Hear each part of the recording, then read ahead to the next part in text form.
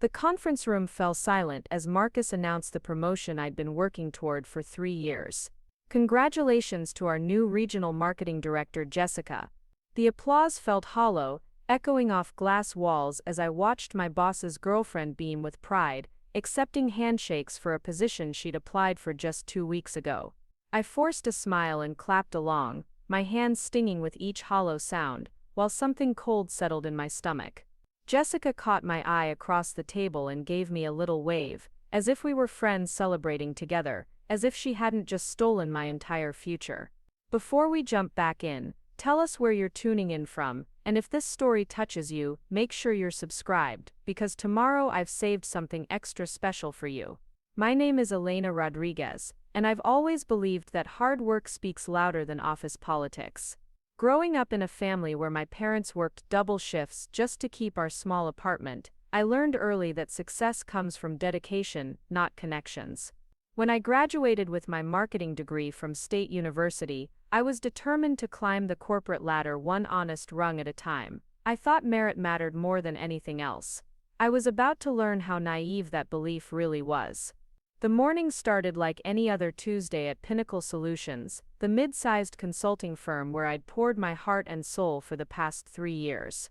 I arrived at 7:30, a full hour before most of my colleagues, carrying my usual large coffee and the presentation materials I'd been perfecting all weekend. The office was quiet, except for the hum of computers and the distant sound of the cleaning crew finishing their rounds. I loved these early moments when I could think clearly, when the space belonged to me and my ambitions rather than the chaos of a full workday. I'd spent the previous 2 weeks preparing for what I thought would be the most important presentation of my career. The regional marketing director position had been posted internally, and I knew I was the obvious choice. My track record spoke for itself. I'd increased client retention by 43% in my current role.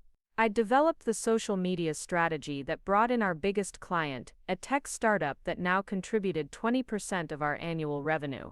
I'd trained half the junior staff and covered for my manager during his extended medical leave without missing a single deadline. But more than my accomplishments, I had passion. Marketing wasn't just my job, it was my calling. I could see connections others missed, spot trends before they became obvious, and translate complex business strategies into campaigns that actually moved people. Every late night, I'd stayed to perfect a presentation, every weekend I'd spent researching new markets, every time I'd volunteered for extra projects while my colleagues went home at 5 o'clock sharp, it had all been building toward this moment. Marcus Thompson, our department head, had been dropping hints for months. "Elena, you're exactly the kind of forward-thinking leader we need," he'd said during my last performance review. "Keep doing what you're doing, and big things are coming your way." When the position was officially posted, he'd even pulled me aside to say, "I hope you're planning to apply. We need someone with your drive in that role." I'd taken those words as gospel. Why wouldn't I? Marcus had been my mentor since I'd started at Pinnacle. He'd seen me work weekends, stay late to fix other people's mistakes, and consistently deliver results that exceeded expectations. He'd watched me handle difficult clients with grace and turn around failing campaigns that others had given up on. If anyone knew my capabilities, it was Marcus. The application process had been rigorous, exactly what I'd expected for a senior role. Along with my resume and cover letter, I'd submitted a comprehensive strategic plan for expanding our regional presence. I'd identified 3 untapped markets, complete with demographic analysis, competitive landscape assessments, and projected revenue streams. The document was 47 pages of pure strategic thinking, backed by data I'd compiled during my own time, and research I'd conducted through industry contacts I'd cultivated over the years. I'd also prepared for the interview panel with the kind of thoroughness that my colleagues often teased me about. I'd researched each panel member's background, studied the company's 5-year growth plan, and prepared thoughtful questions that demonstrated both my understanding of the role and my vision for its future. I'd even bought a new suit, a sharp navy blazer and matching skirt that made me feel confident and professional. But it wasn't just about looking the part. I genuinely cared about Pinnacle's success. This wasn't just another job for me, it was the place where I wanted to build my career. I'd turned down 2 recruitment calls from competitors in the past year because I believed in what we were building here. I saw myself growing with the company, maybe even making partners someday. The regional marketing director role wasn't just a promotion to me, it was the next logical step in a journey I'd been mapping out since my first day. The thing that made this particular Tuesday feel different was Jessica's presence in the office. She'd started showing up more frequently over the past month, always with some excuse about meeting Marcus for lunch or dropping off something he'd forgotten at home. Jessica Winters worked at a boutique PR firm across town, the kind of place that handled local restaurant openings and small business launches. Nice work, certainly, but nowhere near the scale or complexity of what we dealt with at Pinnacle. She was undeniably beautiful in that effortless way that some women possess. Long blonde hair that always looked perfectly styled, even when she claimed she'd just thrown it up in a messy bun. Clear blue eyes and a smile that seemed to charm everyone she met. She had a laugh that carried across the office floor, and a way of making even mundane conversations feel lively and engaging. I could see why Marcus was smitten with her. What bothered me wasn't her presence in his life, it was her presence in our workplace. She'd started joining our team lunches, offering opinions on campaigns she knew nothing about, and asking questions that revealed a fundamental misunderstanding of our industry.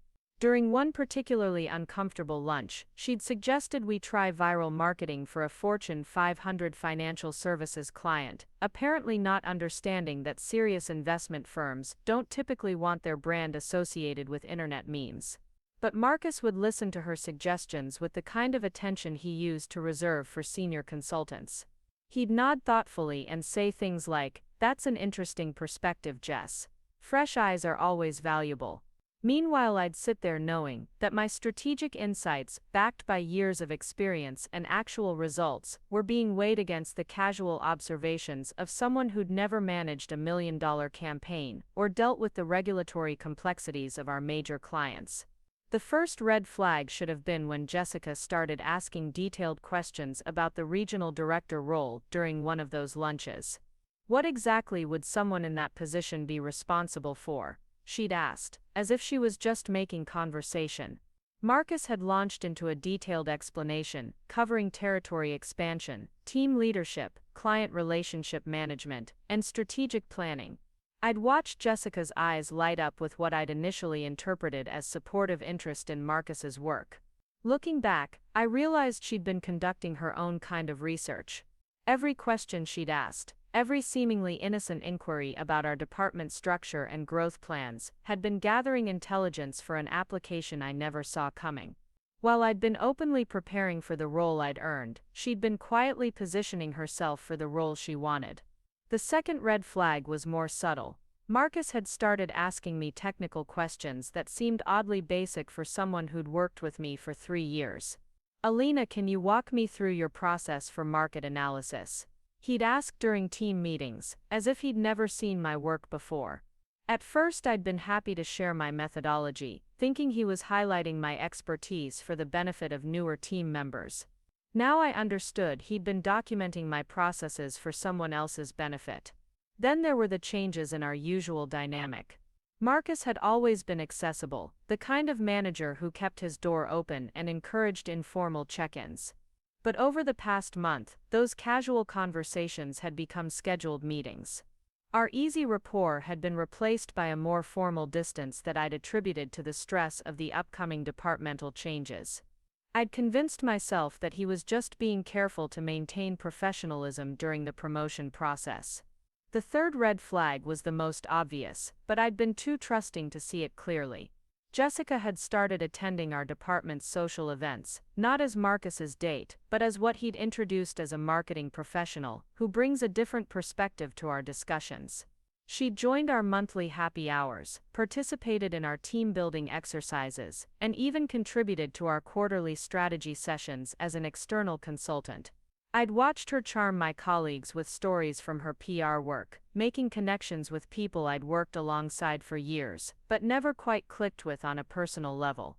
She had a gift for making everyone feel like they were the most interesting person in the room, asking follow-up questions that showed she was really listening and remembering details from previous conversations that most people would forget.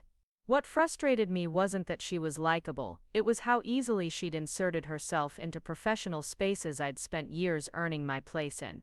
I'd built my relationships at Pinnacle through shared late nights, collaborative problem solving, and proving my worth through consistent performance. Jessica had achieved the same level of acceptance in a matter of weeks through sheer charisma and her connection to Marcus. But the fourth red flag was the one that should have prepared me for what happened in that conference room. 2 weeks before the promotion announcement, Marcus had asked me to compile a comprehensive report on all my current projects, including detailed documentation of my strategies, client contacts, and ongoing initiatives. He'd framed it as preparation for the transition period, explaining that whoever took over the regional role would need to understand the full scope of current operations. I'd spent an entire weekend creating that report, 43 pages of detailed project summaries, client relationship histories, strategic recommendations, and contact databases. I'd included everything from my personal notes on client preferences to my analysis of emerging market trends. It was essentially a complete handbook for stepping into my role and understanding everything I'd built over the past 3 years. Marcus had reviewed the document with unusual intensity, asking clarifying questions about processes I'd developed and relationships I'd cultivated. "This is incredibly thorough, Alina," he'd said. "Exactly the kind of institutional knowledge we need to preserve as we grow." I'd felt proud that my work was being recognized as valuable enough to document and preserve. I'd had no idea I was essentially writing the playbook for my replacement. The morning of the announcement, I'd arrived early to review my presentation one final time. The promotion was supposed to be announced at our monthly all-hands meeting, and I'd prepared remarks for the moment when Marcus would call me forward to accept the new role. I'd practiced striking the right balance between gratitude and confidence, acknowledging the opportunity while demonstrating that I was ready to take on the increased responsibility. I'd even prepared a brief overview of my strategic vision for the regional expansion, knowing that my new team would want to understand my priorities and leadership style. I'd spent hours crafting those remarks, wanting to set the right tone for what I hoped would be a long and successful tenure in the role I'd worked so hard to earn. But as our team filed into the conference room that Tuesday morning, I noticed Jessica was among us. She wasn't sitting in the back or off to the side like she usually did when she attended our meetings. She was at the main table, with a folder of materials in front of her, and the kind of nervous energy that comes with anticipating a big moment. Marcus stood at the front of the room, with an expression I couldn't quite read.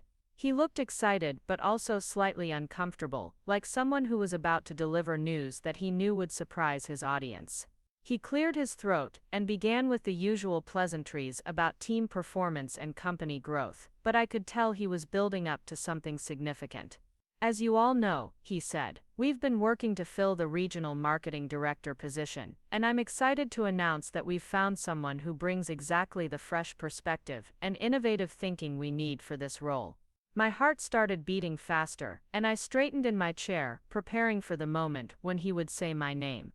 But instead he'd turn toward Jessica, with a smile that was equal parts professional pride and personal affection. "Congratulations to our new regional marketing director, Jessica Winters." The words hit me like a physical blow, and for a moment, I wondered if I'd misheard him. But the applause around the table confirmed what my mind was struggling to process. Jessica stood up, accepting congratulations from colleagues, who seemed as surprised as I was, but who were covering their shock with polite enthusiasm. She was wearing a dress I'd never seen before, something expensive looking in a deep burgundy that complemented her coloring perfectly. She looked every inch the part of a successful executive, confident and polished in a way that made her seem like she'd always belonged in that role. "Thank you so much," she said, her voice carrying just the right mix of humility and excitement. "I'm thrilled to be joining the Pinnacle team officially and working with all of you to expand our regional presence. I know I have big shoes to fill, and I'm looking forward to learning from everyone's expertise." As she spoke, I caught glimpses of phrases and concepts from the strategic report I'd prepared, woven seamlessly into her acceptance remarks. She mentioned the 3 untapped markets I'd identified, referenced the demographic analysis I'd compiled, and outlined strategic priorities that mirrored the recommendations I'd spent weeks developing. She was presenting my work as her vision, and doing it so smoothly that anyone who hadn't written the original report would assume these insights were her own. The meeting continued with discussions of transition timelines and departmental restructuring, but I couldn't focus on the details. I kept waiting for someone to acknowledge the elephant in the room, for a colleague to point out that I'd been the obvious candidate for this role, for Marcus to explain how he'd made this decision. But the conversation moved forward as if Jessica's appointment was the natural and expected outcome. When the meeting ended, people lingered to offer Jessica personal congratulations, shaking her hand and making small talk about her plans for the role. I watched from my seat as my colleagues, people I'd worked closely with for years, warmly welcomed the woman who'd just been handed the career advancement I'd earned through 3 years of dedication and exceptional performance. Tom from the analytics team patted Jessica on the shoulder and said, "We're lucky to have you. Marcus always spots talent." Sarah from client services gave her a hug and said, "I can't wait to see what fresh ideas you bring to the team." Even quiet David from graphic design, who rarely spoke up in meetings, made a point of congratulating her and offering his support for any design needs she might have. I sat there, still processing what had happened, wondering if I was the only one who found this situation strange. Had I overestimated my qualifications for the role? Had I misunderstood Marcus's encouragement over the past months? Was I missing something obvious that everyone else could see? But as I replayed the past few weeks in my mind, the pieces started forming a picture I hadn't wanted to acknowledge. Marcus's relationship with Jessica had evolved from personal to professional, so gradually that it had seemed natural. Her increasing presence in our office had been normalized through a series of small steps that individually seemed innocent, but collectively represented a systematic integration into our team. The questions she'd asked, the insights she'd offered, the connections she'd made with my colleagues, it had all been building toward this moment. While I'd been focused on doing my job exceptionally well, she'd been focused on positioning herself to take my job. While I'd been trusting that merit would be rewarded, she'd been leveraging a personal relationship to bypass the usual requirements for advancement. As the conference room emptied, Marcus approached me with an expression that mixed professional courtesy with personal discomfort. "Elena, I know this might come as a surprise," he said, his voice lower than usual. "But I want you to know that this decision reflects our confidence in Jessica's ability to bring new energy to the regional expansion." I looked at him, this man I'd respected and trusted for 3 years, and realized I'd never really known him at all.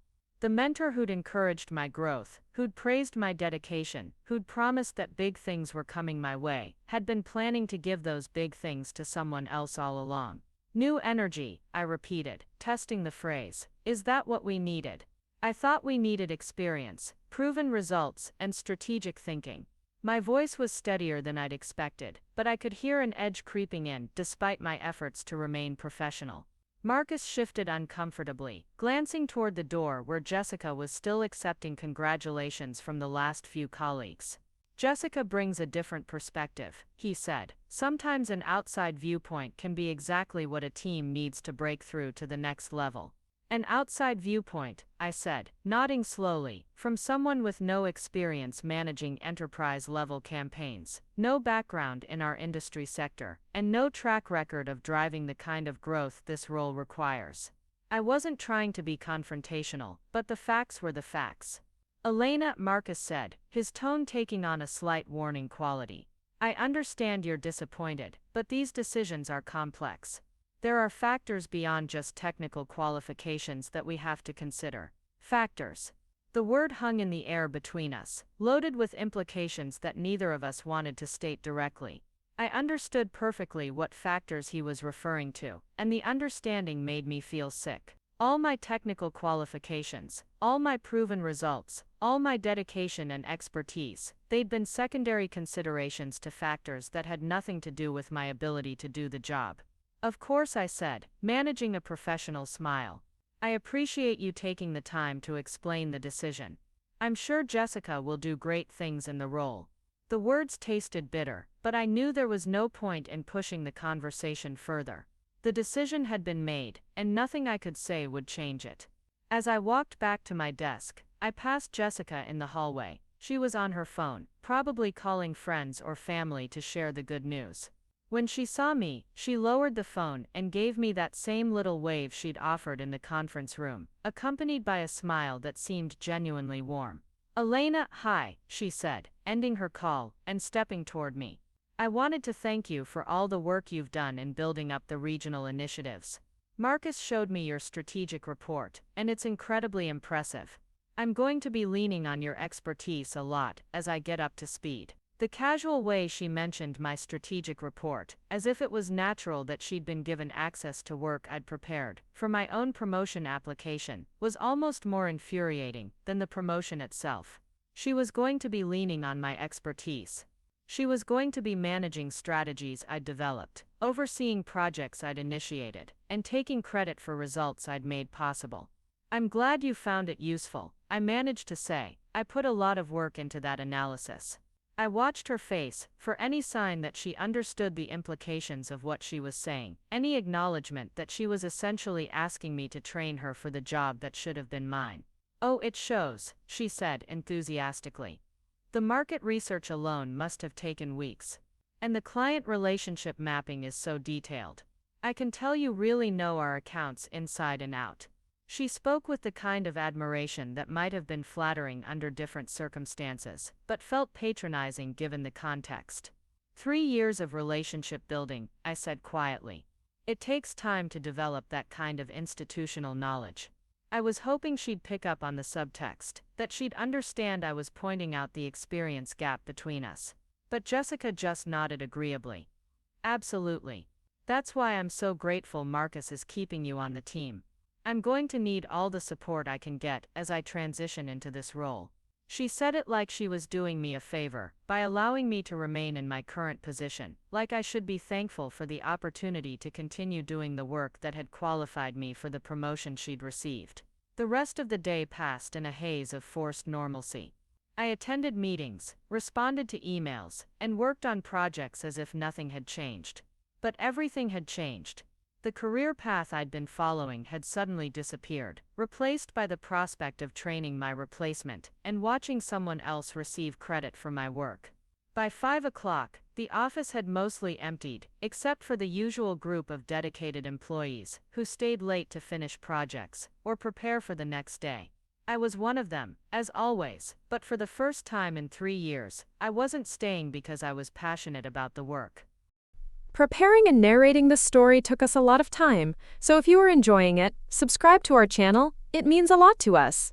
Now back to the story. I was staying because I needed time to think, to process what had happened and figure out what came next. I sat at my desk, staring at my computer screen without really seeing it, when I heard laughter from Marcus's office. Through the glass walls, I could see him and Jessica looking at something on his laptop, their heads close together as they shared whatever was amusing them. They looked like a couple celebrating good news, which I supposed they were. The sight of them together, relaxed and happy in the aftermath of a decision that had devastated my professional plans, crystallized something I'd been trying not to acknowledge. This hadn't been a business decision based on qualifications or strategic fit. This had been a personal decision wrapped in professional justification. Marcus had wanted to promote his girlfriend, and he'd found a way to make it happen regardless of who deserved the opportunity. That realization should have made me angry, and part of me was furious. But a larger part of me felt something else entirely. Disappointment, yes, but also a strange sense of clarity. For 3 years, I'd been operating under the assumption that hard work and competence would be recognized and rewarded. I'd believed that if I just did my job exceptionally well, advancement would follow naturally. But watching Marcus and Jessica laugh together over whatever they were discussing, I understood that I'd been playing by rules that didn't actually exist. While I'd been focused on metrics and results, the real game had been about relationships and politics. While I'd been building my expertise, Jessica had been building her influence. I wasn't angry with her, exactly. She'd identified an opportunity and seized it, using every advantage available to her. She'd recognized that personal connections could be more valuable than professional qualifications, and she'd leveraged that understanding to achieve her goals. In a way, I had to respect the strategy, even if I couldn't respect the outcome. What I couldn't respect was Marcus's handling of the situation. He'd encouraged my ambitions while planning to disappoint them. He'd asked me to document my work while intending to hand it over to someone else. He'd maintained a mentoring relationship with me while using our conversations to benefit Jessica's application. The betrayal wasn't just professional, it was personal. As I sat there in the quiet office, surrounded by the work I'd poured my heart into for 3 years, I realized that something fundamental had shifted. The trust I'd had in the system, in the belief that merit would be rewarded, had been shattered. The faith I'd placed in Marcus as a mentor and leader had been broken. The assumption that my dedication would eventually pay off had been proven naive. But more than that, I realized that I'd been limiting myself by staying within the comfortable boundaries of what I thought was expected of me.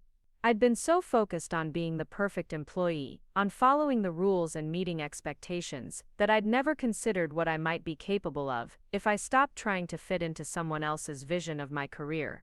For the first time in 3 years, I started thinking about what I really wanted, not just what I thought I should want. Did I want to spend the next few years training Jessica and watching her take credit for my ideas? Did I want to continue working for a manager who'd proven he couldn't be trusted to make fair decisions? Did I want to stay at a company where personal relationships mattered more than professional competence? The answer to all those questions was a resounding no. But knowing what I didn't want was only the first step. The harder question was figuring out what I did want and how to get it. As I finally packed up my things and prepared to leave the office, I realized that for the first time in months, I was excited about the possibilities ahead of me. I might not have gotten the promotion I'd worked for, but I'd gotten something potentially more valuable. I'd gotten clarity about my situation and motivation to change it. Jessica might have won this particular battle, but the war was far from over. And unlike her, I wouldn't need to rely on personal connections to achieve my goals. I had something she'd never possess, something that couldn't be given or taken away through office politics. I had the knowledge, experience and strategic thinking that 3 years at Pinnacle had taught me. More importantly, I had the understanding of exactly how valuable that expertise really was. Marcus and Jessica might think they'd gotten the better end of this deal, but they had no idea what they were about to lose. As I walked out of the office that night, I wasn't the same person who'd walked in that morning, expecting to celebrate a well-deserved promotion. I was someone who'd learned a hard lesson about how the world really works, but who was determined to use that knowledge to her advantage. The game had changed, and I was finally ready to play by the real rules. Tomorrow would bring new challenges and new opportunities. But tonight I had planning to do. Because if Marcus thought he could manipulate me and discard my contributions without consequences, he was about to discover just how wrong he could be. Some things once lost can never be recovered, and I was about to take something from him that would prove exactly that point. The next 3 months at Pinnacle Solutions felt like watching someone else live your life in fast forward. Jessica settled into the regional marketing director role with the kind of confidence that comes from knowing you're untouchable. She redecorated the corner office that should have been mine, replacing the standard corporate furniture with trendy pieces that Marcus approved without question. The budget for her office makeover exceeded what most employees made in 2 months, but nobody seemed to find that worth mentioning. I watched from my unchanged cubicle as she implemented strategy after strategy from my comprehensive report, presenting each initiative as her own innovative thinking. The 3 untapped markets I'd identified became Jessica's brilliant market expansion plan. The demographic analysis I'd spent weeks compiling became Jessica's insightful consumer research. The client relationship strategies I'd developed through years of careful relationship building became Jessica's revolutionary approach to account management. What made it worse was how well it was working. Jessica had a natural talent for presentation and self-promotion that I'd never possessed. She could take my detailed strategic analysis and distill it into compelling soundbites that impressed executives and clients alike. She had a way of making complex business concepts sound accessible and exciting, turning my careful research into inspiring visions of growth and success. During her first month, she landed 2 new clients that I'd been cultivating for over a year. The Henderson Group, a manufacturing company I'd been courting since my 2nd year at Pinnacle, finally signed with us after Jessica took them to an expensive lunch and charmed the decision-makers with stories about her vision for their brand. She presented them with a campaign strategy that was essentially a polished version of the proposal I'd been developing, but delivered with the kind of enthusiasm and confidence that sealed the deal. The Meridian Tech account was even more painful to watch slip away. I'd built a relationship with their marketing VP through industry networking events, slowly earning their trust by providing valuable insights and demonstrating our firm's capabilities through smaller projects. When they were ready to commit to a major campaign, Jessica swooped in with what she called a fresh perspective on their needs. She won them over with a presentation that combined my market research with her natural charisma, turning months of my relationship building into her success story. Marcus couldn't stop praising Jessica's immediate impact on the department. During team meetings, he'd highlight her achievements with the kind of enthusiasm he'd never shown for my work, even when my results had been objectively better. "Jessica has brought exactly the kind of energy we needed," he'd say, beaming at her across the conference table. "She's already exceeded our first quarter projections, and she's only been here 6 weeks." What he didn't mention was that those first quarter projections had been based on the pipeline I'd built over the previous year. The clients Jessica was closing were prospects I'd identified, researched, and carefully nurtured through the early stages of the sales process. She was harvesting the fruit of seeds I'd planted, but everyone saw only the harvest, not the planting. The most frustrating part was how Jessica had managed to position herself as a mentor to the junior staff, despite having less experience than most of them in our specific industry. She hosted lunch and learn sessions where she shared insights about client relations and strategic thinking, drawing heavily from concepts I'd developed but presenting them as universal best practices she'd learned throughout her career. Young associates would come to me with questions that began with "Jessica mentioned that you're really good at client analysis," or "Jessica said you have great institutional knowledge about our existing accounts." I'd become Jessica's resource person, the subject matter expert she'd consult when she needed detailed information to support her strategic decisions. I was doing much of the actual work while she received all of the credit. The breaking point came during our quarterly review meeting with the executive team. Jessica had been at Pinnacle for exactly 12 weeks, but she was presenting the department's performance as if she'd been responsible for every success we'd achieved over the past year. She stood at the front of the boardroom, clicking through slides that showcased client retention rates I'd improved, campaign performance metrics I'd tracked, and strategic initiatives I'd developed. "Our regional expansion strategy has been incredibly successful," she said, gesturing to a map that showed the 3 markets I'd identified and analyzed. "We've seen a 37% increase in qualified leads from these target areas, and our client satisfaction scores have improved across all sectors." The executives nodded approvingly, taking notes and asking follow-up questions about strategies I'd spent months developing. When CEO Patricia Walsh asked about our competitive advantages in the new markets, Jessica smoothly referenced insights from my competitive analysis report, explaining market dynamics and client needs with the kind of authority that comes from thorough research. Except she hadn't done the research.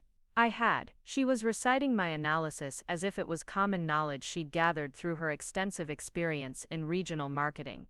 I sat in the back of the room, officially there to provide support and answer technical questions if needed, watching my 3 years of work being repackaged as Jessica's strategic vision. Every chart, every insight, every recommendation that impressed the executive team represented hours of my time, my expertise, and my understanding of our market position. But what made the presentation truly infuriating was that Jessica was good at it. She had the executives engaged and excited in a way that my more methodical presentation style never achieved. She could take my detailed analysis and transform it into compelling narratives about growth opportunities and competitive advantages. She made my work sound more impressive than I'd ever managed to make it sound myself. After the meeting, Patricia Walsh approached Jessica with the kind of enthusiasm reserved for rising stars. "Exceptional work, Jessica. This is exactly the kind of strategic thinking we need to drive growth in the coming year. Marcus was right to bring you onto the team." She shook Jessica's hand warmly, then turned to Marcus with an approving nod. "You've built a strong department here. This kind of performance is what sets us apart from the competition." Marcus glowed under the praise, accepting congratulations for Jessica's success as if he'd personally developed every strategy she'd presented. "Jessica has been incredible," he said. She's brought fresh energy and innovative thinking that's already paying dividends. We're lucky to have her leading our regional expansion. I watched this exchange from across the room, holding a stack of supporting documents that nobody had needed, because Jessica's presentation had been so comprehensive and convincing.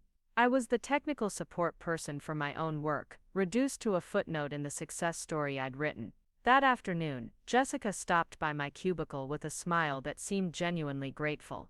Elena, I wanted to thank you for all your help with the quarterly presentation. Having access to your detailed research made all the difference in pulling together those market insights. You really know this stuff inside and out. She perched on the edge of my desk, her designer heels clicking against the metal base as she swung her feet slightly. She was wearing a dress that probably cost more than I spent on clothing in 6 months, and she looked every inch the successful executive she'd become virtually overnight. I'm glad I could help, I said, keeping my voice professionally neutral. What else could I say? That she was presenting my work as her own, that she was building her reputation on my expertise, that every compliment she received should have been directed to me. I know this transition has been challenging, Jessica continued, her tone taking on a more serious quality. Marcus mentioned that you'd been interested in the regional director role yourself. I want you to know that I really value your expertise and experience. I hope we can work together to make this department even stronger. The casual way she acknowledged that I'd wanted the job she'd gotten, as if it was ancient history rather than a fresh wound, was almost more insulting than ignoring it entirely. She was offering me the opportunity to continue being her research assistant and strategy developer, framing it as a collaborative partnership between equals, when we both knew exactly what the power dynamic really was. Of course, I said, I'm committed to the department's success. It was true, but not in the way she probably interpreted it. I was committed to success, just not necessarily her version of it. Over the following weeks, Jessica's requests for my assistance became more frequent and more specific.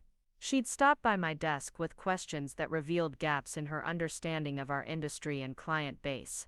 Elena, can you walk me through the regulatory requirements for financial services campaigns? She'd ask, or I need to understand the seasonal patterns in our retail clients' buying cycles. These weren't collaborative discussions between colleagues. They were tutoring sessions where I was expected to transfer my knowledge to someone who would then present that information as her own insights in client meetings and strategy sessions. I was Jessica's unpaid consultant, providing the expertise she needed to succeed in the role I should have had. The most painful example came when she asked me to help prepare for a presentation to Consolidated Industries, our largest client and one I'd managed personally for 2 years. I know you have the best relationship with their team, she said. Could you brief me on their current challenges and priorities? I want to make sure I'm speaking their language when I present the renewal proposal. I spent 3 hours walking her through Consolidated's organizational structure, key decision-makers' preferences, ongoing market challenges, and strategic priorities. I explained the nuances of their approval process, the political dynamics between departments, and the specific metrics they use to evaluate campaign success. I essentially gave her a masterclass in managing our most important client relationship. 2 days later, Jessica delivered a presentation to Consolidated's executive team that impressed them so much, they expanded their contract by 40%. She used every insight I'd shared, every piece of relationship intelligence I'd provided, and every strategic recommendation I'd developed over 2 years of careful account management. The expanded contract was worth over $2 million annually, making it the largest deal in Pinnacle's history. Marcus was ecstatic. He sent a company-wide email praising Jessica's exceptional client relationship skills and strategic thinking. Jessica's deep understanding of our clients' needs and her innovative approach to campaign development resulted in the largest contract expansion in company history, he wrote. This is exactly the kind of leadership and strategic thinking that drives exceptional results. I read that email sitting at my desk, surrounded by colleagues who were forwarding it to each other, with comments about how impressive Jessica's achievement was. Several people stopped by to congratulate me on being part of such a successful team. You must be learning so much working with Jessica, said Amy from accounting. She's obviously brilliant at client relations. That evening, I stayed late to update the Consolidated Industries file, with notes from the contract expansion meeting. As I reviewed the client's feedback, I saw my own recommendations and insights reflected in their comments about Jessica's presentation. They were particularly impressed with her understanding of their industry challenges and her ability to speak knowledgeably about their competitive landscape. All of that understanding, all of that knowledge, had come from me.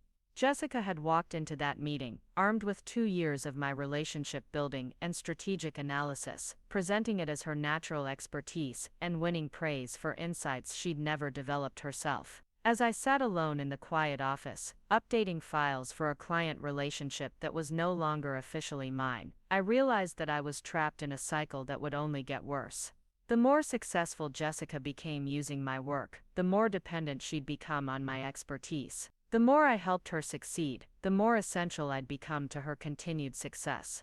But my role would always be behind the scenes, providing the knowledge and analysis that made her look brilliant while she received all the recognition and advancement opportunities. I was becoming indispensable in the worst possible way, too valuable as a resource to promote but too knowledgeable to ignore. The situation became even more complicated when Jessica started inviting me to client meetings as her strategic support. She'd introduce me as Elena, our top analyst, who knows these accounts better than anyone, positioning me as her expert advisor, rather than the person who'd actually built these relationships. During these meetings, I'd watch clients who'd worked with me for years accept Jessica as their new primary contact, treating me as her knowledgeable assistant, rather than the marketing professional who'd helped them achieve their previous campaign successes. Jessica was skilled at making these transitions feel natural, acknowledging my expertise, while clearly establishing herself as the decision-maker and strategic leader. The most frustrating part was that clients seemed to prefer working with Jessica. She had a warmth and accessibility that made business relationships feel more personal and engaging. Where I'd been thorough and professional, she was charming and enthusiastic. Where I'd focused on data and strategic analysis, she focused on relationship building and creative solutions. She wasn't a bad marketing director. In fact, she was quite good at the aspects of the job that involved client relations and team motivation. Her presentations were engaging, her strategic vision was compelling, and her leadership style was collaborative and inspiring. The problem wasn't that she was incompetent, the problem was that her competence was built on my expertise, and everyone assumed her success reflected her own capabilities, rather than her ability to leverage my knowledge. 3 months into Jessica's tenure, Marcus announced that the department would be expanding to include 2 additional regional markets. Jessica's success with our current territories had convinced the executive team to accelerate the growth plan, and they wanted her to lead the expansion into the Southwest and Southeast regions. The expansion would require hiring 3 new team members, including 2 senior marketing specialists and a client relations coordinator. Jessica would be responsible for developing the expansion strategy, hiring the new staff, and overseeing the implementation of our services in markets where we had no existing presence. It was exactly the kind of opportunity I'd dreamed about when I'd applied for the regional director position. The chance to build something from the ground up, to use my strategic thinking and industry knowledge, to establish Pinnacle's presence in new markets, to lead a team and make decisions that would shape the company's future growth. Instead, I was invited to serve as Jessica's advisor on the expansion project. Marcus framed it as recognition of my valuable expertise and institutional knowledge. Elena's understanding of our processes and capabilities will be crucial for ensuring the expansion succeeds, he said, during the team meeting where the project was announced. She'll be working closely with Jessica to develop the implementation strategy.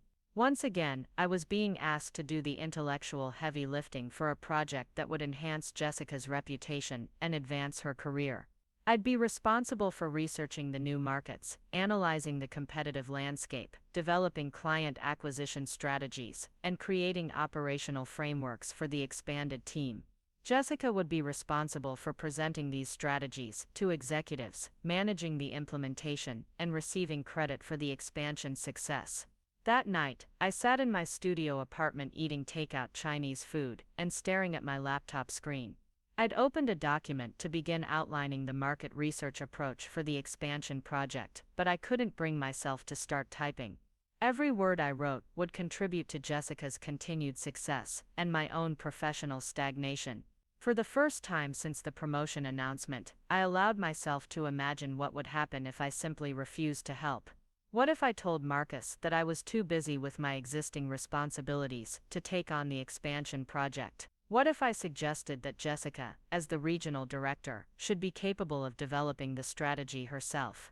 But I knew what would happen. Marcus would express disappointment in my lack of team spirit. Jessica would find other resources to support the project, possibly bringing in external consultants who would charge the company far more than my time was worth.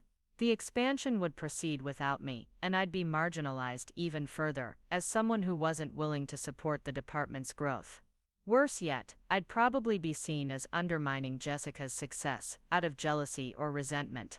My reputation as a collaborative team player would be damaged, and my future opportunities at Pinnacle would be even more limited than they already were. I was trapped in a professional prison of my own expertise. I knew too much about our clients, our processes, and our market position to be ignored, but not enough about office politics and self-promotion to escape my supporting role. Jessica needed my knowledge to succeed, but she'd never need to acknowledge that dependence publicly or share credit for the results it produced. As I finally closed my laptop without writing a single word, I realized that something fundamental had to change. I couldn't continue indefinitely as Jessica's shadow advisor, providing the expertise that made her look brilliant while my own career stagnated. The system that had failed to recognize my qualifications for promotion would never suddenly start valuing my contributions appropriately. But I also couldn't simply quit without a plan. I had bills to pay, a career to protect, and a reputation to maintain. Whatever I decided to do next would need to be strategic, carefully planned, and designed to maximize my leverage while minimizing the potential for professional retaliation. The expansion project might actually provide the perfect opportunity to change my situation, but not in the way Marcus and Jessica expected. Instead of using my expertise to make Jessica more successful, I could use the project to demonstrate my own capabilities and build relationships that didn't depend on her goodwill or Marcus's approval. The new markets represented virgin territory where Jessica had no existing relationships or established credibility. If I could position myself strategically during the expansion process, I might be able to build a power base that didn't depend on her success. The question was how to do that without appearing to undermine her leadership or violate the collaborative approach that had defined my professional reputation. As I prepared for bed that night, I started mentally cataloging the relationships I'd built over 3 years at Pinnacle. Client contacts who respected my expertise and trusted my recommendations. Industry connections who knew my work and valued my insights. Internal colleagues who relied on my analysis and strategic thinking. Most importantly, I started thinking about the comprehensive documentation I'd created over the years. Every client relationship mapped in detail, every successful campaign analyzed and documented, every strategic insight captured and organized, every process improvement identified and recorded. 3 years of institutional knowledge that existed primarily in my head and personal files. Information that had never been fully transferred to company databases or shared comprehensively with colleagues. Knowledge that would be incredibly difficult to replace if I were to suddenly become unavailable. For the first time since Jessica's promotion, I smiled as I turned off the lights. The expansion project might be the perfect opportunity to demonstrate just how dependent Pinnacle's success had become on expertise that couldn't be easily replaced or replicated. And if Jessica wanted to lead that expansion, she was about to discover exactly what it meant to operate without the safety net she'd grown accustomed to relying on. The next morning, I arrived at the office with a new sense of purpose.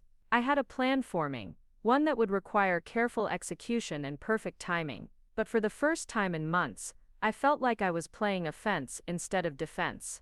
Jessica might have won the first round, but the game was far from over. And unlike her, I wouldn't need to rely on personal relationships or borrowed expertise to achieve my goals. I had something much more valuable than charm or connections. I had knowledge, documentation, and a clear understanding of exactly how much the company depended on capabilities they'd never properly valued. It was time to find out what happened when those capabilities were no longer freely available. The expansion project would be the perfect laboratory for that experiment, and Jessica would be my unwitting test subject. She'd asked for my help in building something new, and I was going to give her exactly what she'd requested, just not in the way she expected. Some lessons can only be learned through experience, and Jessica was about to get an education in the difference between presenting strategy and developing it, between managing success and creating it, between leading with borrowed expertise and leading with earned knowledge. The best part was that she'd asked for it herself. The opportunity I'd been waiting for arrived on a humid Thursday morning in July, disguised as what seemed like another routine request for my assistance. Jessica breezed into my cubicle carrying her signature lavender latte and wearing the kind of confident smile that had become her trademark since taking over the regional director role. "Elena, I have exciting news," she said, settling into the chair beside my desk with the casual familiarity of someone who'd grown accustomed to having unrestricted access to my time and expertise. "Patricia Walsh wants us to present the expansion strategy to the board next month. This could be huge for the department." I looked up from the market analysis spreadsheet I'd been working on, noting her use of the word us when we both knew she'd be the one standing at the front of the boardroom taking credit for whatever strategy we developed together. "That's quite an opportunity," I said carefully. "What's the timeline?" 4 weeks to put together a comprehensive presentation covering market entry strategy, competitive analysis, resource requirements, and projected ROI for both the Southwest and Southeast regions, she said, pulling out her phone to check her calendar. Patricia specifically mentioned wanting to see innovative approaches to market penetration and detailed financial projections. 4 weeks to develop a strategy for entering 2 completely new markets, each with distinct economic conditions, competitive landscapes, and regulatory environments. It was an ambitious timeline that would require extensive research, careful analysis, and strategic thinking at the highest level, the kind of project that would normally take a senior team months to complete properly. "Have you started preliminary research on either region?" I asked, though I already knew the answer. Jessica's strengths lay in presentation and relationship management, not in the detailed analytical work that formed the foundation of strategic planning. "I've been gathering some basic information," she said vaguely, "but I was hoping you could take the lead on the research and analysis portions. You're so much better at that technical stuff than I am." She said it with the kind of flattering tone that was supposed to make me feel valued for my specialized skills, while simultaneously acknowledging that those skills were subordinate to her leadership role. This was my moment. The decision I'd been contemplating for weeks crystallized into perfect clarity as I looked at Jessica's expectant face. She needed my expertise to succeed with the most important presentation of her career so far. The board presentation would likely determine whether the expansion moved forward and whether Jessica's star would continue rising within the company. "I'd be happy to contribute to the project," I said, choosing my words carefully, "but I have to be honest about my capacity right now. The Consolidated Industries campaign renewal is requiring more attention than I anticipated, and the Morrison Group has been asking for additional strategic support on their rebranding initiative." Jessica's confident expression flickered slightly. She knew as well as I did that both of those accounts were critical to the department's revenue, and that my relationships with those clients were irreplaceable in the short term. "Of course, I understand you have existing commitments," she said, "but this expansion project is a priority for the entire company. I'm sure we can work something out." "Absolutely," I agreed. "I'm committed to making sure the presentation succeeds. I'm just thinking we might need to approach the project differently than we have in the past." I paused, letting the implications of that statement settle. Given the scope and timeline, it might make sense to bring in additional resources. For the first time since she'd taken over the regional director role, Jessica looked genuinely uncertain. She'd grown accustomed to having my expertise available whenever she needed it, and the possibility that I might not be able to carry the analytical workload for her most important project clearly hadn't occurred to her. "What kind of additional resources?" she asked, her tone becoming more businesslike and less casually confident. "Well, market entry analysis for 2 regions really requires specialized expertise in regional economics, competitive intelligence, and regulatory compliance," I said. "There are consulting firms that specialize in this kind of strategic planning. McKinsey has a regional expansion practice, and Deloitte has been doing excellent work in market entry strategy."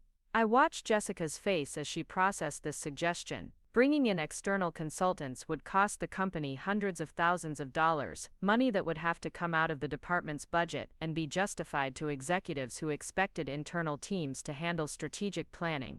More importantly, it would signal to the board that she couldn't manage a major project with existing resources. That seems like it might be overkill for this project, she said carefully. I mean, we have all the expertise we need internally. You've done incredible work on market analysis before. I agreed. But those were single market analyses for regions where we already had some presence or existing relationships. This is different. We're talking about comprehensive strategies for two entirely new markets where we have no established credibility or competitive intelligence. I pulled up a document on my computer screen, one I'd prepared specifically for this conversation. I did some preliminary research on what this kind of analysis typically involves. Market sizing and segmentation analysis, competitive landscape mapping, regulatory compliance research, distribution channel evaluation, customer acquisition cost modeling, and ROI projections across multiple scenarios. Jessica leaned forward to look at the screen, and I could see her eyes widening as she read through the detailed breakdown of tasks and deliverables. This looks very thorough, she said slowly. It needs to be, I replied. The board will expect the same level of rigor they'd get from a top-tier consulting firm. They're not going to approve a multi-million-dollar expansion based on surface-level analysis. I clicked to another section of the document, and that's just the research phase. Then there's strategy development, financial modeling, implementation planning, and risk assessment. The silence stretched between us as Jessica absorbed the full scope of what she'd committed to delivering to the board. I could practically see her mental calculations, trying to figure out how to manage a project of this complexity while maintaining her other responsibilities and preserving the image of executive competence she'd carefully cultivated. How long do you think the research phase would take? She asked finally. Done properly. 6 to 8 weeks minimum, assuming full-time focus and access to premium industry databases and research resources. I had deliberately inflated this timeline, knowing that Jessica would try to compress it. And that's before we even start developing strategic recommendations. Jessica sat back in her chair, her confident posture deflating slightly. The board presentation is in 4 weeks. I know, I said sympathetically. It's an aggressive timeline for this scope of analysis. That's why I think we might need to consider external support, or alternatively, we could focus on a more limited scope for the initial presentation. What do you mean by limited scope? Well, instead of comprehensive market entry strategies for both regions, we could present preliminary market assessments and recommend a phased approach to expansion. Start with one region, use the learnings to inform our approach to the second region. I was offering her a face-saving alternative that would reduce the immediate workload while still delivering something substantial to the board. But I could see in her expression that she understood the implications. A preliminary assessment wouldn't have the impact she needed to cement her reputation as a strategic leader. The board was expecting a bold, comprehensive expansion plan that would position Pinnacle for aggressive growth. Anything less would be seen as a missed opportunity, or worse, as evidence that she wasn't ready for the kind of strategic leadership the company needed. The board is expecting a comprehensive strategy, she said, more to herself than to me. Patricia was very clear that they want to see innovative approaches and detailed projections for both regions. Then we need to find a way to deliver that, I said. I'm committed to supporting this project however I can within my capacity constraints. I emphasized the last phrase slightly, reminding her that my availability wasn't unlimited or unconditional. Jessica was quiet for a long moment, staring at the detailed project breakdown on my screen. I could see her weighing her options, none of which were particularly attractive. She could push back on the board and request more time, which would signal that she couldn't handle the pressure of executive-level expectations. She could bring in expensive external consultants, which would suggest that her internal team wasn't capable of strategic work. Or she could try to deliver a comprehensive strategy with limited internal resources, risking a subpar presentation that could damage her credibility with the board. Let me think about this, she said finally, standing up from the chair. Maybe I can adjust some other priorities to create more bandwidth for the expansion project. Of course, I said. Just let me know how you'd like to proceed. I want to make sure we set realistic expectations and deliver something excellent rather than overpromising and under-delivering. After Jessica left, I sat back in my chair with a feeling of satisfaction I hadn't experienced in months.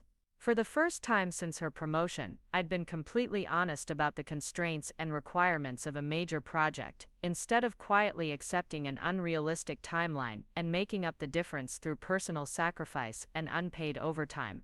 The expansion project really did require the level of analysis I'd outlined.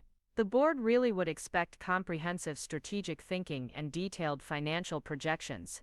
And Jessica really didn't have the expertise to develop that strategy independently, especially not within the compressed timeline she'd accepted. Over the next few days, I watched Jessica struggle with the reality of managing a complex strategic project without my usual level of support. She spent long hours in her office, presumably researching markets and competitors, but I could see the frustration building as she encountered the complexity of the analytical work she'd previously delegated to me. She made several attempts to find alternative sources of support within the company. I observed her having lengthy conversations with Tom from the analytics department, trying to convince him to take on market research tasks that were outside his normal scope. She reached out to Sarah from client services, hoping to leverage her relationship management skills for stakeholder interviews in the target markets. But none of our internal colleagues had the specific expertise or bandwidth to substitute for the kind of strategic analysis I'd been providing. Tom could crunch numbers, but he couldn't interpret market dynamics or competitive positioning. Sarah could manage relationships, but she couldn't develop market entry strategies or financial projections. By the end of the week, Jessica was back at my cubicle, this time without her usual confident demeanor. She looked tired and slightly overwhelmed, the kind of expression I'd seen on junior associates when they first encountered the complexity of enterprise-level strategic planning. "I've been thinking about our conversation regarding the expansion project," she said, settling into the chair beside my desk. "I wonder if we could find a way to make this work with existing resources." "I'm certainly open to exploring options," I said. "What did you have in mind?" "Well, what if we divided the project differently? You could focus on one region while I handle the other, and then we could collaborate on the strategic synthesis and recommendations." It was a reasonable suggestion, and under normal circumstances, I might have agreed to it. But I'd spent months watching Jessica build her reputation on my analytical work, and I wasn't willing to continue that pattern for the most important presentation of her career. "I think that could work," I said slowly. "But we'd need to be very careful about ensuring consistency in our analytical approaches and strategic frameworks. The board will expect a cohesive presentation that demonstrates unified strategic thinking." Jessica nodded eagerly. "Absolutely. We could establish common methodologies and check in regularly to ensure we're aligned. And we'd need to be realistic about timelines," I continued. "Even dividing the work, this is still an enormous undertaking for the time available. We'd essentially be doing the work of a full consulting team with just 2 people. "I understand," she said. "I'm prepared to put in whatever hours are necessary to make this successful." I looked at her across my desk, this woman who'd walked into my career path and redirected my professional trajectory without a second thought. She was asking me to once again provide the expertise that would make her look brilliant, to sacrifice my evenings and weekends to ensure her success, to subordinate my own career development to her advancement. But this time was different. This time I had leverage. "Jessica, I want to be completely transparent with you about something," I said, my tone becoming more serious. "This project represents a significant investment of my time and expertise. If we're going to be true partners in developing this strategy, I think we need to discuss how that partnership should be reflected in the presentation and any credit for the project's success." She looked surprised, as if the question of credit attribution hadn't occurred to her. "Of course, Elena, I've always valued your contributions to our team's work. I appreciate that," I said. "But I think we should be specific about how we'll handle the board presentation. Will we be presenting together? Will my role in developing the strategy be acknowledged? Will this project be reflected in my performance review and considered for future advancement opportunities?" These were questions I'd never asked before, boundaries I'd never established in our working relationship. Jessica's comfortable assumption that I'd provide uncredited analytical support was being challenged directly, and I could see her struggling to respond appropriately. I think those are fair questions, she said carefully. Let me discuss the presentation format with Marcus and get back to you about how we can best structure this collaboration. But I wasn't finished. There's one more thing we should address. If I'm going to dedicate the time necessary to make this project successful, I'll need to reduce my involvement in other initiatives. That means stepping back from some client relationships and delegating responsibilities I've been handling personally. Jessica's expression became more concerned. Which client relationships? Well, the Morrison Group rebranding project will need to be transitioned to someone else, and the Henderson Group account will need a new primary contact. I paused, watching her reaction. I assume you'll want to handle those transitions personally, given their strategic importance to the department. I could see the panic in her eyes as she realized what I was suggesting. The Morrison Group and Henderson Group were two of our most demanding and profitable clients. Managing those relationships required detailed knowledge of their business operations, key stakeholder preferences, and historical campaign performance. Jessica had been introduced to these clients, but she'd never managed them independently. Those are very complex accounts, she said slowly. Maybe we could find a different way to create bandwidth for the expansion project. I'm open to suggestions, I said, but something has to give. I can't maintain my current client responsibilities and also deliver the kind of strategic analysis the board presentation requires. We were at an impasse, and both of us knew it. Jessica needed my expertise for the expansion project, but she also needed my client management skills to maintain relationships that were crucial to the department's revenue. She couldn't have both without acknowledging that my contributions were essential to her success, something she'd managed to avoid doing for months. Let me think about this over the weekend, she said finally. Maybe we can find a creative solution that works for everyone. After she left, I opened my laptop and began working on something I'd been planning for weeks. A comprehensive documentation of every client relationship, strategic initiative, and analytical process I'd developed during my time at Pinnacle. Not the summary reports I'd created for internal use, but detailed operational knowledge that would be essential for anyone trying to replicate my work. I was creating an inventory of my professional value, a catalog of everything I brought to the department that couldn't be easily replaced or substituted. Every client preference, every analytical methodology, every strategic insight, every relationship dynamic, every process improvement I developed over 3 years of dedicated work. The document grew to over 60 pages, covering everything from individual client communication styles to complex competitive analysis frameworks. It was a roadmap of institutional knowledge that existed primarily in my experience and personal files, information that would take months or years for someone else to develop independently.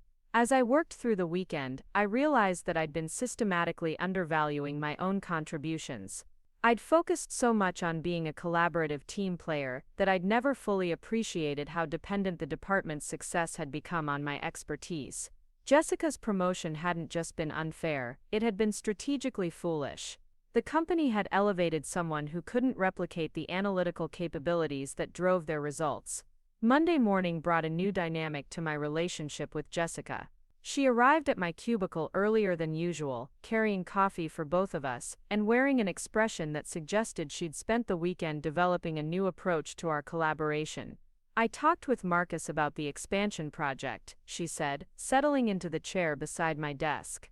He's very excited about the board presentation and wants to make sure we have all the resources we need to succeed. That's great, I said. What kind of resources?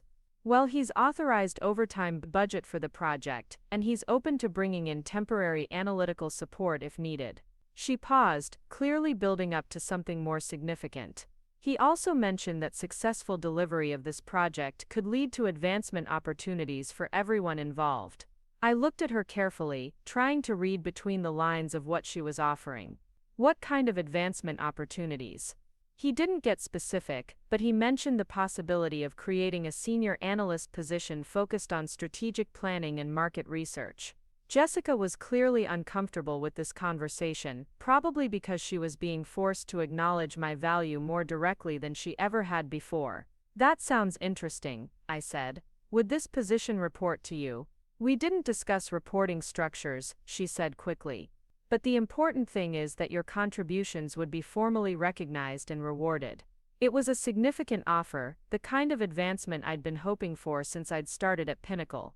A senior analyst position would come with better compensation, official recognition of my strategic planning capabilities, and probably more independence in choosing projects and clients. But it was also a lateral move disguised as a promotion.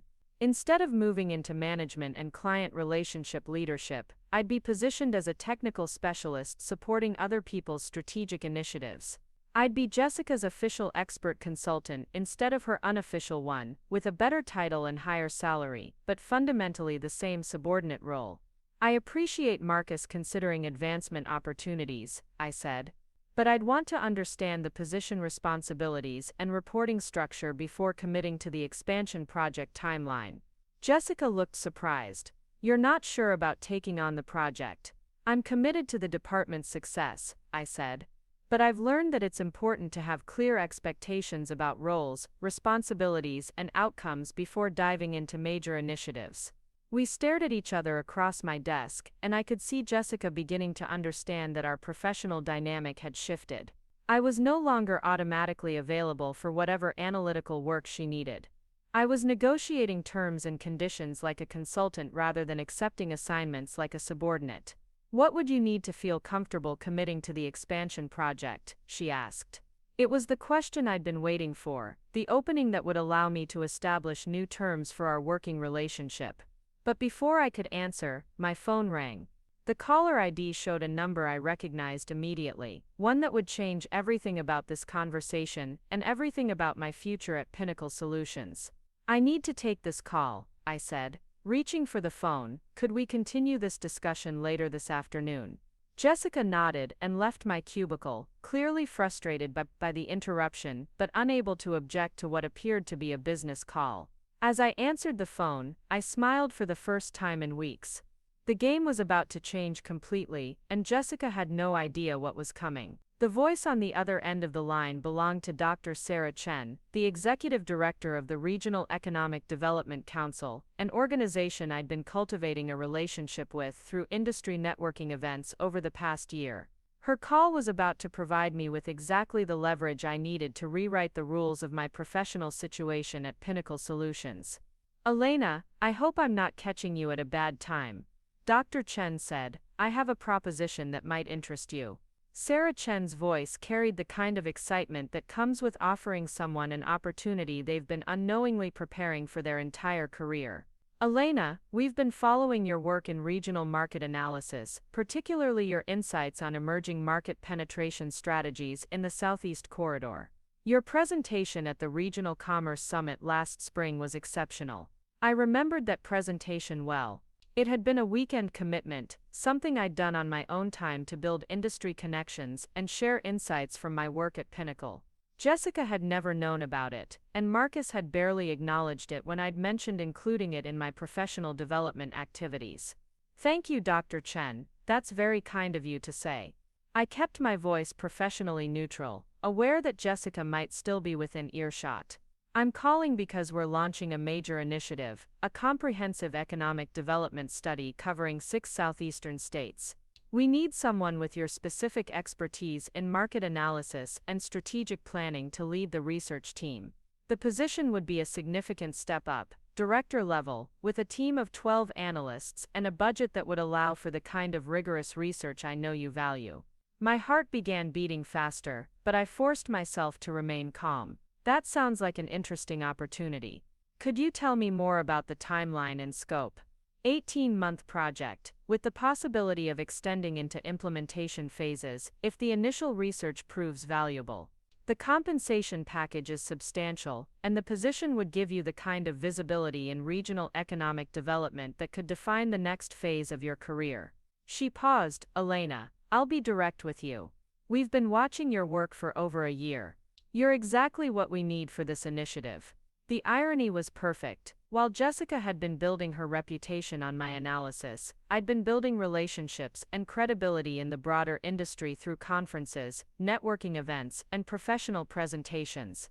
The expertise that Pinnacle had undervalued was exactly what the Regional Economic Development Council needed for their most ambitious project.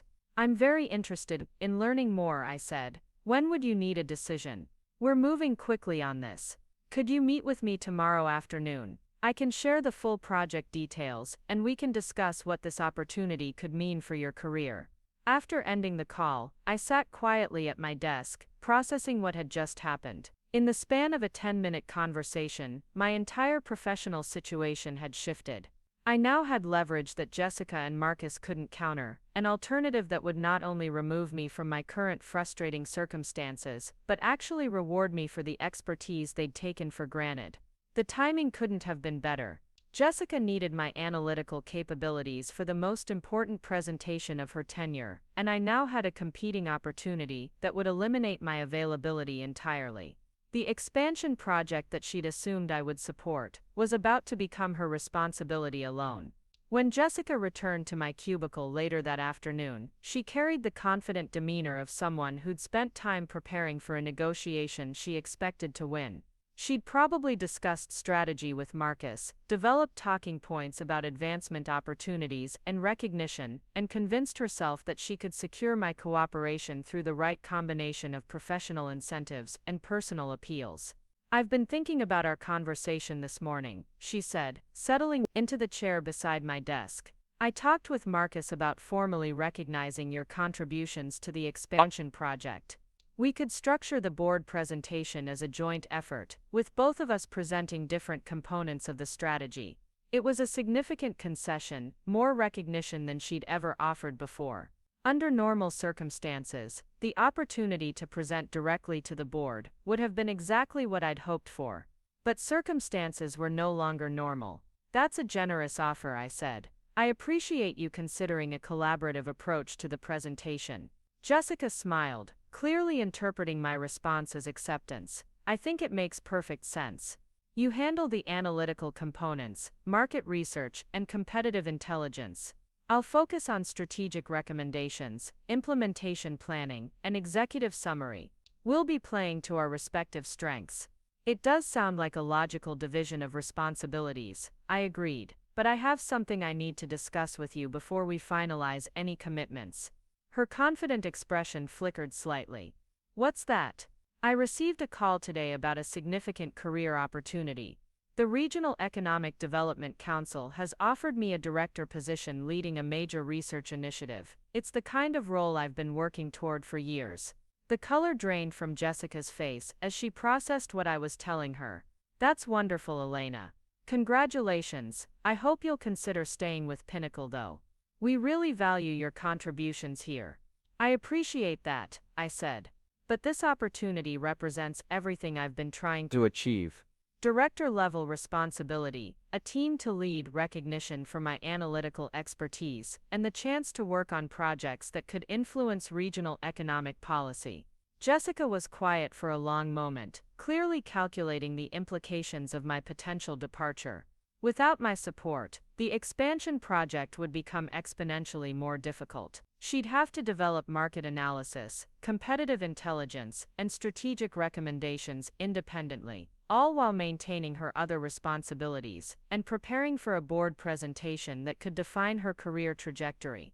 "When would this new position start?" she asked carefully. "They're moving quickly. Dr. Chen wants to meet tomorrow to discuss details, and they're hoping to have someone in place within 2 weeks." I watched Jessica's face as she realized how compressed her timeline had become. "I haven't made any decisions yet, but it's obviously a significant opportunity." "Of course," she said, her voice becoming more strained. "You have to consider what's best for your career. But I hope you'll think about what we're building here at Pinnacle. The expansion project could really showcase your capabilities to our executive team." "I have been thinking about that," I said, "but I've also been thinking about whether Pinnacle is really the right environment for someone with my career goals. This external opportunity suggests that my skills might be more valued elsewhere."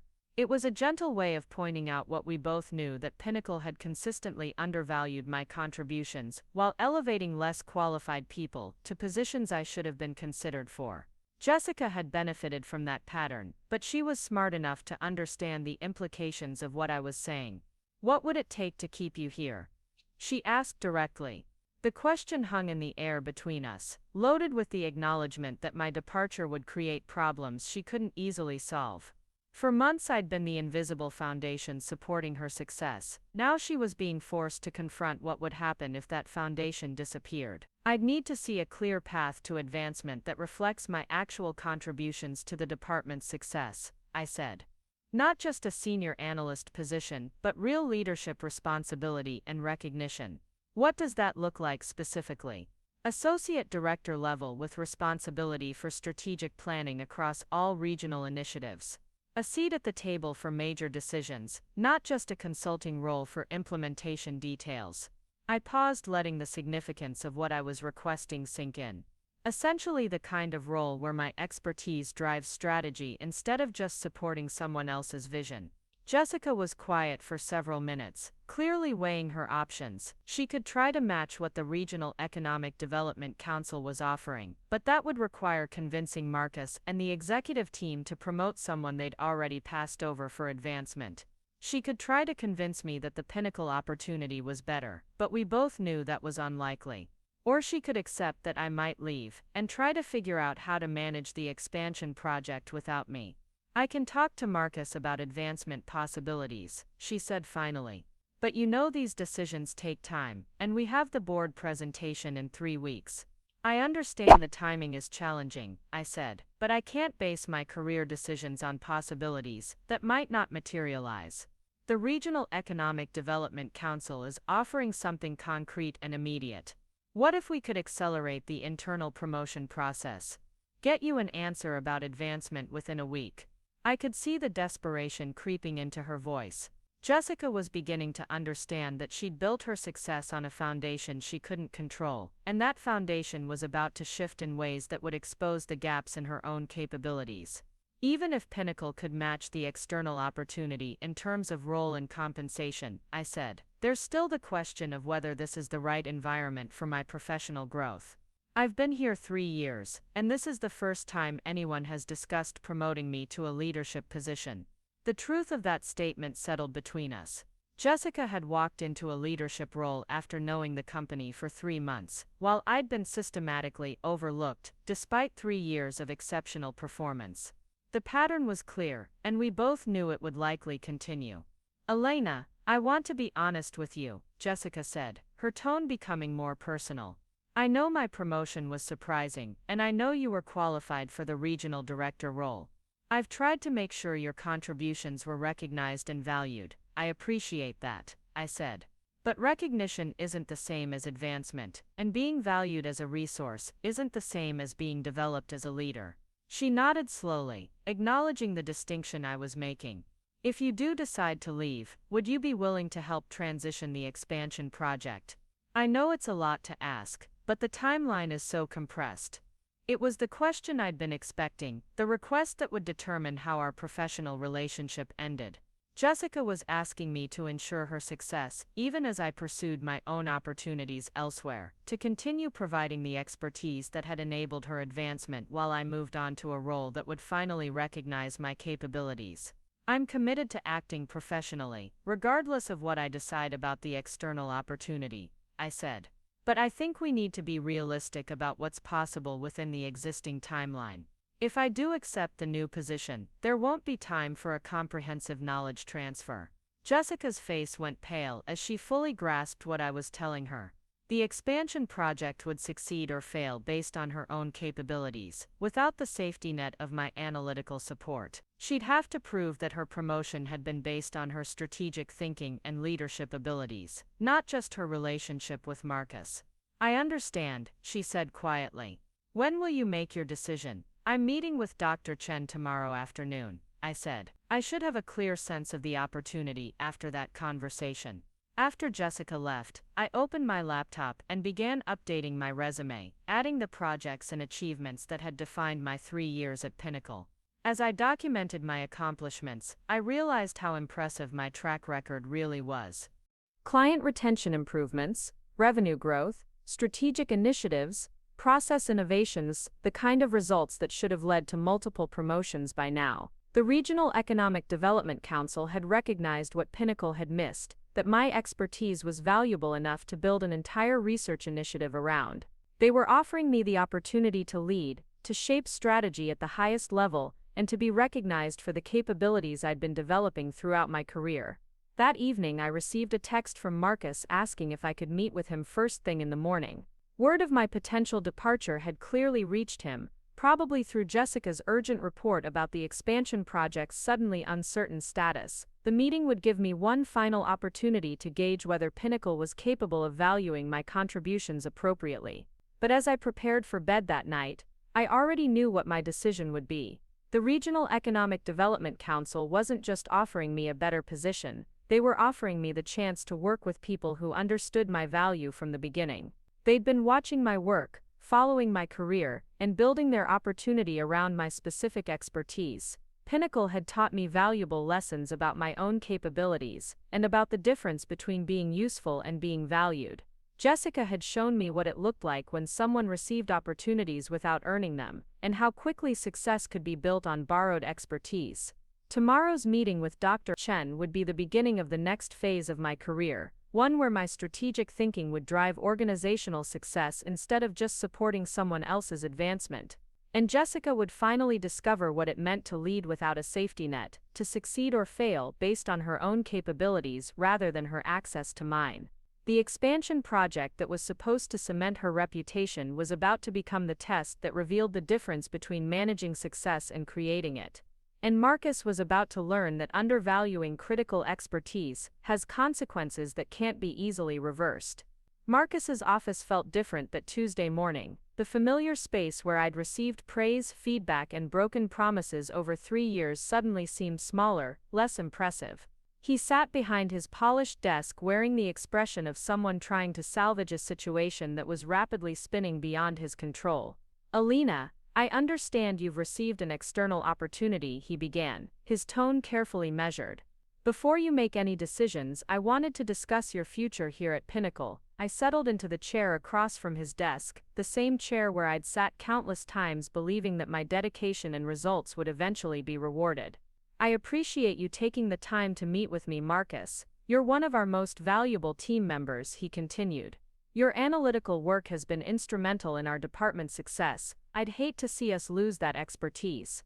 It was interesting how my value had suddenly become clear to him now that I had alternatives. For months, that same expertise had been taken for granted, used to support Jessica's advancement while my own career stagnated.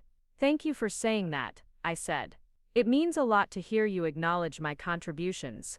Marcus leaned forward, adopting the mentoring tone he'd used so effectively in the past. "I know the regional director promotion was disappointing, but I want you to understand that these decisions are complex. We had to consider multiple factors." "I understand," I said simply. There was no point in relitigating decisions that had already been made and couldn't be changed. "What I can offer you now is a clear path forward," he said, pulling out a folder that looked hastily prepared. "We're creating a new position, Senior Strategic Analyst, reporting directly to me. It would involve leading all market research initiatives, with a team of junior analysts and significant input on departmental strategy." The offer was better than anything I'd been presented with before, but it was still fundamentally a support role rather than true leadership. I'd be the expert consultant to the decision-makers rather than a decision-maker myself. "That sounds like an interesting opportunity," I said. "What would the timeline be for implementing this new position?" "We could have you in the role within 2 weeks," Marcus said eagerly. "The salary increase would be substantial and you'd have the kind of strategic influence you've been seeking." "I appreciate the offer," I said. "But I have to ask why this position wasn't available 3 months ago when the regional director role was being filled." Marcus shifted uncomfortably in his chair. "As I mentioned, these decisions involve multiple considerations. Sometimes it takes time to recognize where our greatest needs are." The admission was telling. Pinnacle had needed my strategic expertise all along, but it had taken the threat of my departure to make them willing to formally acknowledge and compensate that need. They'd been content to benefit from my capabilities without rewarding them, right up until the moment those capabilities became unavailable. "I met with Dr. Chen yesterday afternoon," I said. "The Regional Economic Development Council opportunity is quite compelling." Marcus's expression became more serious. What are they offering? Director of Strategic Research, leading a 12-person team on a multi-state economic development initiative. It's the kind of role where I'd be setting strategy rather than supporting someone else's decisions. That does sound significant, Marcus admitted. But consider what you'd be leaving behind here. You know our clients, our processes, our culture. You've invested 3 years in building relationships and expertise that would be valuable to start over somewhere else. He was right that leaving would mean abandoning the institutional knowledge I'd built. But that same institutional knowledge had become a trap, making me too valuable to promote but too knowledgeable to ignore. The Regional Economic Development Council offered a fresh start where my expertise would be the foundation for building something new rather than maintaining something existing. You make a good point about institutional knowledge, I said. That's actually one of my concerns about the transition timeline for the expansion project.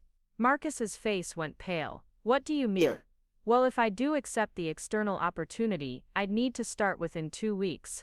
That wouldn't leave much time to transfer knowledge about market analysis methodologies, client relationship dynamics, or strategic planning processes. I paused, letting the implications settle. Jessica would essentially need to develop the board presentation independently. The silence stretched between us as Marcus processed what I was telling him. The expansion project wasn't just important to Jessica's career, it was crucial to the department's credibility with the executive team. Patricia Walsh and the board were expecting a comprehensive strategy that would justify significant investment in new markets. Surely you could provide some guidance during the transition period, Marcus said carefully. I'm committed to acting professionally, I said. But a project of that scope really requires dedicated focus and expertise. It's not something that can be effectively managed through casual consultation. Marcus was beginning to understand the full scope of the problem he was facing. He'd promoted Jessica based on her relationship with him rather than her analytical capabilities, and now the chickens were coming home to roost. The most important presentation of her tenure would reveal whether she could perform at the level her position required. Elena, let me be direct with you, he said, his tone becoming more desperate. What would it take to keep you here? It was the same question Jessica had asked, but coming from Marcus it carried more weight. He had the authority to make real changes to my situation, to offer genuine advancement rather than just improved support roles. Honestly, Marcus, I'm not sure it's about what Pinnacle could offer at this point, I said. It's about what the external opportunity represents. The Regional Economic Development Council has been following my work for over a year. They built their director position around my specific expertise. They're not trying to figure out how to accommodate me, they're excited about what I can accomplish. The contrast was stark, and we both recognized it. Pinnacle was scrambling to retain me because they needed my capabilities, while the Regional Economic Development Council was recruiting me because they valued my potential. I understand the appeal of that kind of recognition, Marcus said. But consider the impact your departure would have on the team, on the expansion project, on relationships you've built with clients. It was an interesting argument, asking me to prioritize the company's needs over my own career development. The same logic that had kept me accepting additional responsibilities without corresponding advancement, staying late to fix other people's mistakes, and providing expertise that enhanced other people's reputations. I've thought about that, I said. But I've also thought about the impact of staying in a role where my contributions aren't appropriately recognized or rewarded. 3 years is a long time to wait for advancement opportunities that might never materialize. Marcus was quiet for several minutes, clearly weighing his options. He could try to match the external offer, but that would require significant budget approval and acknowledgement that he'd mismanaged my career development. He could try to convince me that loyalty to Pinnacle should outweigh personal advancement, but we both knew how hollow that argument would sound given recent events. When do you need to give them an answer? He asked finally. Dr. Chen is expecting a decision by Thursday, I said. They want to announce the appointment and begin building the research team as quickly as possible. That's not much time to explore alternatives here, Marcus said. I know, I agreed. But that's the timeline they're working with, and it reflects how eager they are to move forward with this initiative. After leaving Marcus's office, I returned to my desk to find Jessica waiting with an expression that mixed anxiety with forced optimism. She'd clearly been hoping that Marcus could convince me to stay, or at least negotiate enough time to manage the expansion project transition. "How did your meeting go?" she asked. "Marcus made a generous offer," I said. "He's clearly committed to finding ways to recognize valuable team members." Jessica's relief was visible. "That's wonderful. I'm so glad Pinnacle is stepping up to keep you here." "I haven't made any decisions yet," I said, carefully. "I'm still evaluating both opportunities." Her relief faded quickly. "Of course, these are big career decisions that require careful consideration." Over the next 2 days, I watched the department's dynamic shift as word of my potential departure spread. Colleagues who'd rarely acknowledged my strategic contributions suddenly sought my input on projects and decisions. Tom from Analytics stopped by to discuss market research methodologies he'd never shown interest in before. Sarah from Client Services asked detailed questions about account management strategies she'd previously taken for granted. Most telling was Marcus's sudden involvement in day-to-day analytical work. He began reviewing market research reports personally, asking detailed questions about methodology and data sources. He attended client meetings where strategic analysis was discussed, taking notes on insights he'd previously delegated to me completely. The expansion project timeline became increasingly strained as Jessica struggled to develop the comprehensive analysis the board expected. I observed her working late into the evenings, surrounded by research materials and looking increasingly overwhelmed by the complexity of multi-market strategic planning. On Wednesday afternoon, she approached my desk with the kind of desperation that had become familiar over the past week. "Elena, I know you're considering the external opportunity, but I wonder if you could provide some guidance on the expansion analysis," she said. "Not doing the work, just pointing me in the right direction for research resources and analytical frameworks." It was a reasonable request, the kind of professional courtesy I'd normally provide without hesitation. But these weren't normal circumstances, and I was no longer willing to enable success that wouldn't be credited to me. "I'm happy to point you towards some industry resources," I said.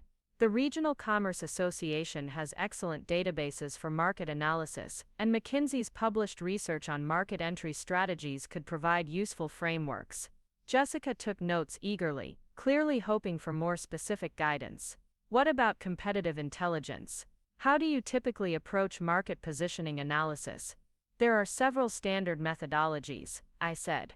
Porter's 5 Forces is a good starting point, and there are consulting frameworks available through Harvard Business Review and similar publications.